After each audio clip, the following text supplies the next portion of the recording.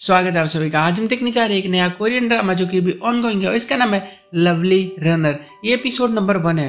कहानी कोरिया में शुरू होती है 22 जुलाई 2009 से, जहां पर हम एक नए केपॉप बैंड को देखते हैं जिनका डेब्यू हो रहा होता है। और दूसरी तरफ हम एक लड़की से मिलते हैं, इसका नाम होता है इमसोल।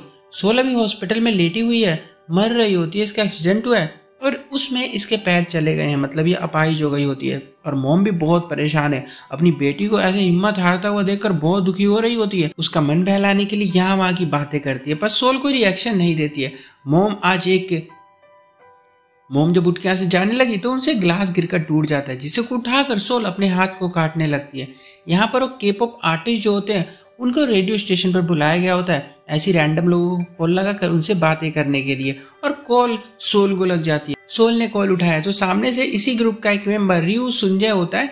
ये बोलता है कि मैं इस ग्रुप का मेंबर हूँ, मेरा नाम ये है। सोल ने बोला तो मैं क्या करूँ, और कॉल कट करने लगी। अब हैरान हो गए सारे के सारे, अभी कैसी लड़की है ये, इन लोगों से सब बातें करना चाहते हैं और ये लड़की कॉल काट रही है। रेडियो की आरजे बोली कि आप लकी हो, आपको गिफ्ट मिलने वाला है। सोल बोली मेरे को इंटरेस्ट नहीं है कोई। आरजे बोल पड़ी कि आपको गिफ्ट में साइकिल मिलेगी। ये सुनकर और भड़क जाती है, अब तुम एक अपाहिज लड़की को साइकिल दे रहे हो तो यार उसका मजाक उड़ाना हुआ ना।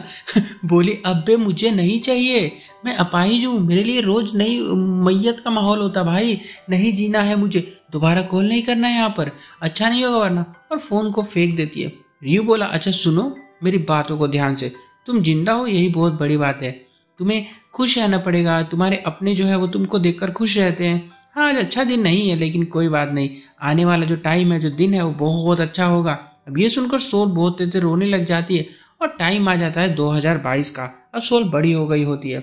सोल मरी नहीं थी, उसने रियू की बातों को माना और जीना सीख लिया, और उसी टाइम से ये रियू की बहुत बड़ी फैन बन गई है। और ये बैंड काफी ज्यादा पॉपुलर हो गया होता है पूरे कोरिया में, जैसे कि आजकल बहुत सारे बैंड्स होते हैं। और सोल को जॉब के लिए अप्लाई करना होता है एक जगह पर, जल्दी से रिज्यूमे भेज देती है। इसकी दादी इसको बड़ी परेशान कर रही होती है। दादी थोड़ी दिमाग से बीमार होती है, बच्चों जैसा बिहेव करती है, और सोल इनके पीछे पीछे भागती है क्योंकि दादी ने इसकी वॉच ले ली थी जो कि रियू के ब्रांड की है, फेक कॉपी होती है जो कि रियू पहना करता है, उसी की फेक कॉपी है ना। मोम से बोलती है कि दिलवा दो ना वॉच। यहीं पर हम इसके भाई को भी देखते हैं, पर हमें पता चलता है कि ये वॉच सच में बहुत महंगी है और इसने अपनी मोम से चोरी छुपे करके खरीदा है। और तभी खबर आती है कि रियो के बैंड ग्रुप का 5 साल बाद कॉन्सर्ट होने जा रहा है फाइनली। अब ये सुनकर तो सोल पीछे कैसे हटेगी, बहुत खुश होती है। और इधर रियो का मैनेजर इस पे चिल्ला रहा होता है तुमने मूवी से मना कैसे कर दिया, तुम्हें करनी पड़ेगी मूवी। रियो बोला कि मुझे नहीं चाहिए, मुझे रिटायर होना है। मैनेजर बोला है कि तुम्हारे फैंस का क्या होगा। यहाँ इनकी बातों से हमें ये लगता है कि रियो अपने काम से खुश नहीं है, बहुत परेशानी में है। खैर सोल घर पे एडिटिंग का काम करती है और जल्दी जल्दी आज रेडी होकर क्यूट सी बनके हीरोइनी जैसी कॉन्सर्ट के लिए निकल लेती है। इसकी फ्रेंड इसकी हेल्प कर रही होती है कॉन्सर्ट तक लेकर जाने के लिए, और इसकी फ्रेंड एक गिफ्ट भी लेकर आई होती है। स्कूल एल्बम होता है जिसमें रियू को भी हम देख सकते हैं। रियू एक्चुअल में इसी के स्कूल में पढ़ा करता था, पर इन दोनों लड़कियों को क्या ही पता था कि रियू आगे जाके इतना पॉपुलर हो जाएगा, तो ये लोग उस टाइम इसको जानती नहीं थी। एल्बम देखते हुए सोचने लग जाती है कि काश मैंने स्कूल में इससे बात कर ली होती, इसको लव यू बोल दिया होता, पर अब क्या फायदा, अब तो मुझे जानता ही नहीं है, पॉपुलर हो गया है। पर मैंने उसको देखा था, वो मुझे अच्छा तो लगता था, पसंद करती थी, पर मेरा गलत टाइम पर एक्सीडेंट हो गया जिसकी वजह से ये सारी चीजें हो गई। और उसी साल हमें पता चलता है जिस साल एक्सीडेंट हुआ था, रियू को स्कूल से किसी केस की वजह से निकाल दिया गया था। वो क्या था हमें यहाँ पर बताया नहीं जाता है, और जल्दी कॉन्सर्ट में आ गए होते, मस्ती की, खाना खाया, सब कुछ किया। कुछ लड़कियां तो बातें भी कर रही होती कि रियू तो ग्रुप का यूज करके फेमस हो रहा है, उसे तो एक्टर बनना है, ग्रुप को उसको छोड़ देना चाहिए। सोल चिल्लाने लग जाती है कि ऐसी बदतमीज लड़कियां ये रूमर्स फैलाती हैं फेक। तभी इसे इंटरव्यू के लिए कॉल आती है, जहाँ इसने रिज्यूम भेजा था अपना, और ये खुशी खुशी वहाँ पहुंच जाती है। मैनेजर आया तो बोला आप क्यों आई हो यहाँ पर। ये बोली कि बुलाया गया था मुझे आते हैं इंटरव्यू के लिए, पर बेचारी अपाहिज होती है ना, तो हम देखते हैं कि अगले ही पल ऑफिस के बाहर आ रही होती है। अब इसको ये बोल के इन हराम के पिल्लों ने काम से निकाल दिया होता है कि बिल्डिंग के अंदर लिफ्ट नहीं है और 2 फ्लोर है, तो तुम काम कैसे चलोगी। इससे जरा रेसिस्ट चीज मैंने आज तक देखी नहीं थी भाई, कैसे हैं ये लोग। सोल स्माइल करती है, ये बुरा नहीं मानती किसी चीज का, कहती है कोई बात नहीं, काश वहाँ पे सीढ़ियाँ नहीं होती तो मेरी नौकरी लग जाती, सीढ़ियाँ है लिफ्ट नहीं है, कोई बात नहीं मैं चली जाती हूँ। वहां से आके बस में चढ़ी तो बस में बहुत ट्रैफिक था, फंस गई बेचारी, जैसे तैसे लेट होकर कॉन्सर्ट में पहुंची तो एंट्री बंद हो गई थी। इसने काफी रिक्वेस्ट की कि जाने दो, पर सिक्योरिटी ने मना कर दिया। पर सोल ने समझाया कि मैं बहुत बड़ी फैन हूँ, सर पे ऐसा बैंड वैंड भी लगा के आई होती है, थोड़ी सी ना ऐसे ठंडी वंडी का दिखावा भी कर देती है कि बहुत ठंड लग रही है। सिक्योरिटी बोलती कि ठीक है जाने दूंगी, ला अपनी टिकट दो मेरे को। अब टिकट चेक करती तो पता चलता है कि टिकट तो बस में ही गिर गई है। पर सोल यहाँ भी सैड नहीं होती है, बाहर ही वो खड़ी रहती है और अंदर कॉन्सर्ट शुरू हो गया होता है और उनके गानों को सुनकर ये बहुत ज़्यादा ऐसा मस्त अपना झूमने लगती है कि हाँ मेरे को बहुत मज़ा आ रहा है, क्योंकि ये रियू को इतना मानती है कि उसकी आवाज़ से ही खुश हो गई है, भले वो देखने को इसको ना मिला हो। सोचती है कि काश मैंने उसे आज देख लिया होता तो मेरी तो जान ही निकल जाती। रियू यहाँ कॉन्सर्ट के बाद अंदर आया तो इसके ग्रुप मेंबर इस पर गुस्सा हो गए, तुम रिटायरमेंट ले रहे हो? यूक नाम का एक मेंबर बोला कि हमें ये बातें बाहर से पता चल रही है, तुमने हमें बताया क्यों नहीं ये सब?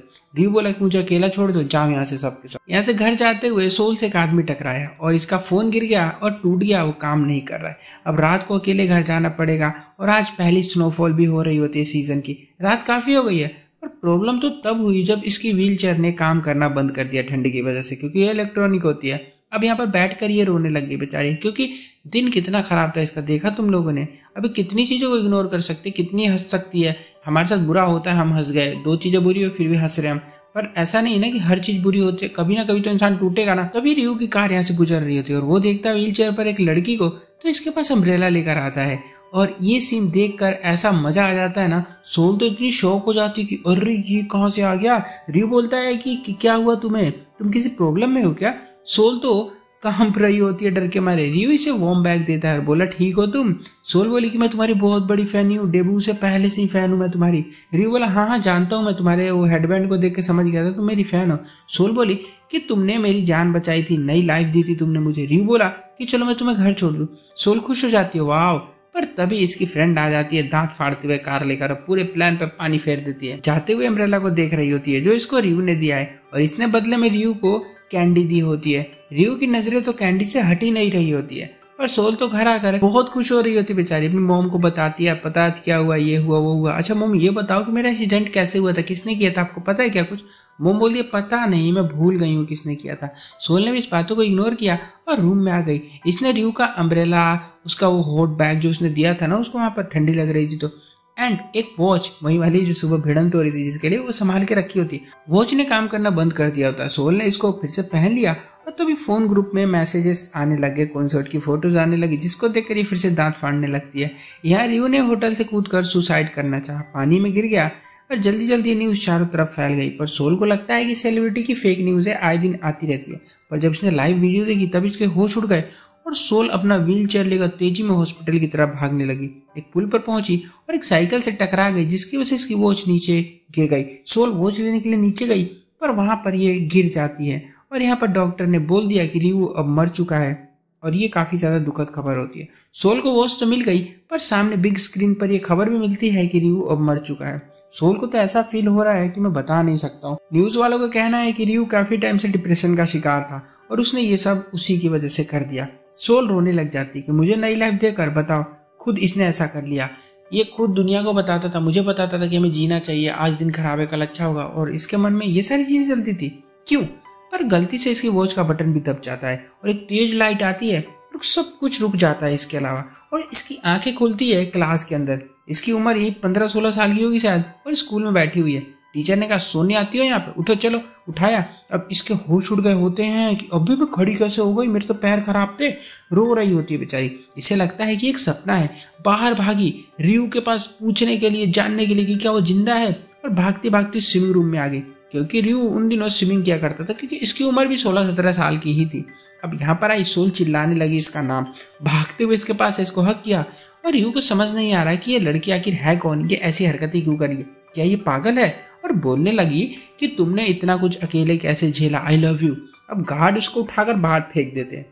इसके पैर में चोट लग जाती है। उठी और फिर से वॉच को खोजने लग गई, क्योंकि वॉच इसकी गिर गई थी। इसके पॉकेट से वॉच मिलती है। सोल को लगता है कि मैं मर चुकी हूँ और ये सब आफ्टर लाइफ हो रहा है। रियू भी घर जा रहा होता है, इसको बैठा देख इसको छूता है तो ये गिर जाती है और बोलती है कि हम लोग तो मर चुके हैं ना, मैं तुम्हारा पीछा मरने के बाद भी नहीं छोड़ूंगी, पर मेरी मोम और मेरी दादी का कौन ख्याल रखेगा?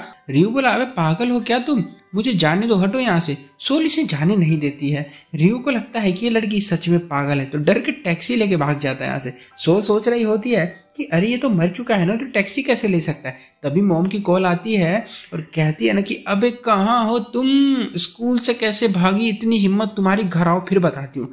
रियो यहाँ पर घर आ गया होता है और स्विमिंग के बारे में अपने पिता से बता रहा होता है। इसके पिता काफी खुश होते हैं और इसके पास 2 वॉच होती है, एक तो सोल की और एक इसकी। सोल के पास तो उसकी वॉच पहले से ही है, तो ये एक्स्ट्रा किसकी है ये सोच रहा होता है। सोल घर आई और अपनी जवान और हसीन मम्मी को देख कर ना बोली, वाह आप कितनी जवान हो गई हो। मोम ने कहा इधर आ, तू मक्खन लगाएगी मेरे को, बहुत मारा इसको भाई, कुत्ता भर दिया मार मार के, बैग छोड़कर स्कूल से भागेगी तू।